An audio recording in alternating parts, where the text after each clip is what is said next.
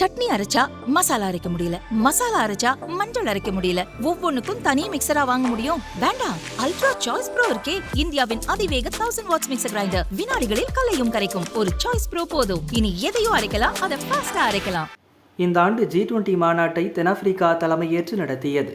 உறுப்பு நாடுகள் மற்றும் உலகின் பல்வேறு நட்பு நாடுகள் இதில் பங்கேற்றன.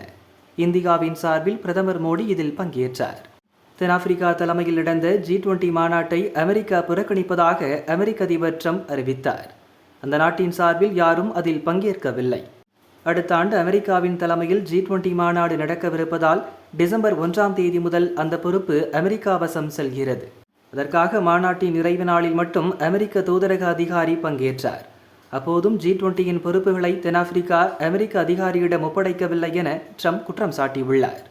மேலும் தென்னாப்பிரிக்காவில் மனித உரிமைகள் மீறப்படுவதாக அமெரிக்க அதிபர் ட்ரம்ப் கூறினார்.